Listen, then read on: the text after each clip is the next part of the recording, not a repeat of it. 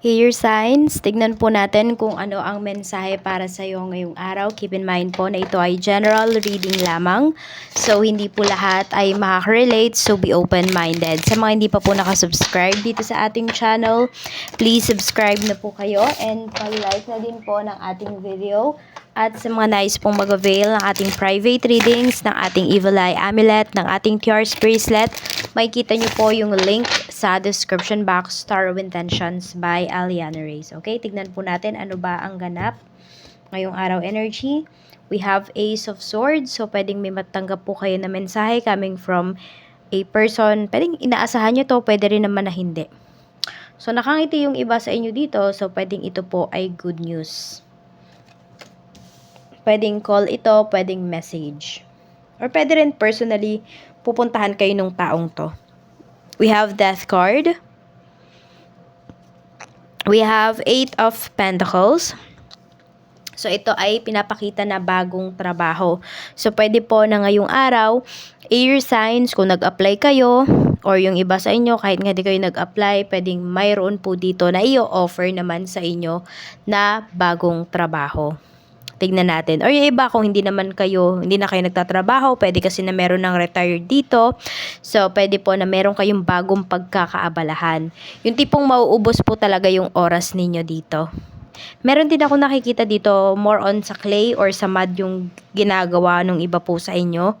So, di ko alam if you are into clay pot making, or meron dito yung nagbe-bake kayo ng clay, yung gumagawa kayo ng mga accessories, yung iba po sa inyo, or ng mga kung ano man.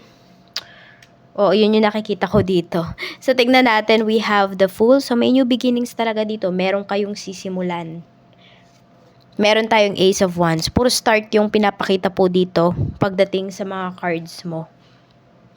So, pwedeng sobrang fresh nyo din ngayong araw na ito. We have Ace of Cups pagdating sa family, even sa family mo, may magugulat, may matutuwa, may masusurprise. We have the Star. So, pwedeng meron kayong surprise sa family nyo or sila yung may surprise sa'yo. Air signs. We have 7 of Wands. Ayan po. Okay, pwedeng meron dito sa family members mo, unti-unti na pong nagbabago. Nagbabago for the better yung taong ito. So, tignan natin ano pa yung mensahe para sa'yo. Pagdating sa mga friends mo, we have the World. Meron tayo ditong Wheel of Fortune. So, pwedeng meron kang kaibigan dito na makakatulong po sa'yo na maghanap ng trabaho, or pwedeng siya yung magiging backer mo dito, air signs. Ayan, Ace of Wands. So, pwedeng nasa malayo siya.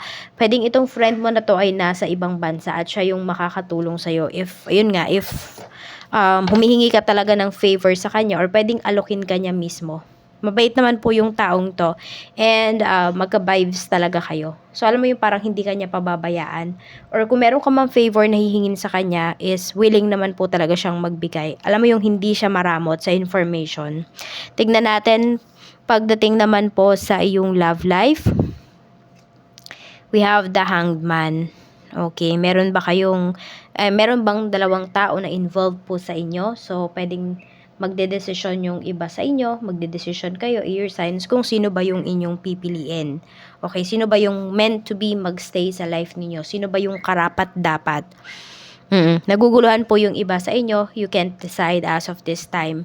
Pero ayan, kung sino man yung pipiliin mo dito, tignan natin, magiging masaya ka ba? 10 of Pentacles, yes. Hindi lang magiging masaya yung puso mo dito, even your bulsa. Okay? Kahit sabihin natin hindi mayaman yung tao na pipiliin mo, okay, nandoon yung masipag siya, masipag, madiskarte. So, unti-unti nyo po yung ma-achieve. Siguro, yun, wag lang kayong tumingin talaga dun sa status ng life ng person niyo. Tignan nyo kung ano ba yung kakayahan niya. Ano ba yung kakayahan niya? Ano ba yung kaya niyang i-offer sa inyo? Tignan natin ano pa yung mensahe. We have naman po the Magician. Pagdating to sa inyong kaperahan, we have 7 of Swords. Ayan. Maging wais daw po kayo dito pagdating sa inyong pera. Saan nyo ba gagastusin? Okay, we have 9 of Pentacles. So, meron dito, pwede po na okay naman na yung inyong pamumuhay, okay naman po yung inyong kaperahan, air signs. Hindi man siguro sobra-sobra, pero hindi rin naman po kayo nangangamba na baka maubos pera nyo, or baka wala na kayong kainin sa mga susunod na araw. Okay, hindi ko rin naman masabi dito na relax kayo, pero kayo po ay kumikilos, kayo ay madiskarte. Kaya tuloy-tuloy naman po yung pagpasok ng pera dito. At yung iba nga po, kung meron kayo ditong bagong pagkakaabalahan, pwedeng yun po ay pagkakakitaan din. So, siguro pag na-master nyo na is pwede nyo na pong pagkakitaan. Tignan natin pagdating naman po sa iyong trabaho. We have 5 of Swords. Medyo mag-ingat nga kayo kasi yung iba, kaya siguro kayo puro umpisa yung nandito, baka po may naninira dyan sa inyo pagdating sa trabaho. We have 5 of Pentacles. Pwede rin, hindi mo naman nakikita yung sarili mo, mag-grow ka dyan sa current career mo. So kung yan po yung nakikita ninyo or nafe-feel po ninyo, mag-isip-isip na kayo ano ba yung mga next moves po ninyo pagdating dito sa inyong trabaho. Lalo na nga yun, kung hindi nyo naman nakikita na kayo dyan, mag-grow kayo or magsasucceed kayo sa inyong career. Pwede po na may mas better pa na opportunities na paparating sa inyo. Temperance. Pagdating naman to sa inyong negosyo, so sipag, tiyaga at diskarte po talaga. We have 2 of Cups. Meron naman po kayo dito mga makakadeal. Meron kayong mga clients dito ngayong araw na talaga naman pong sabihin natin na hindi sakit sa ulo. Okay? Mga mababait naman po itong kliyente nyo ngayong araw. So we have, ayan, 2 of Swords. Pwedeng dalawa sila. Okay, kung meron man pala dito na hindi, sabi natin hindi mag-pursue ngayong araw na client mo, pero meron naman po dito, meron pa rin at mayroon pa rin darating. So, hindi ka maubusan ng kliyente ngayong araw. Air signs. Tignan natin saan ka ba dapat mag-focus ngayong araw. So, we have the High Priestess. Always follow daw your intuition.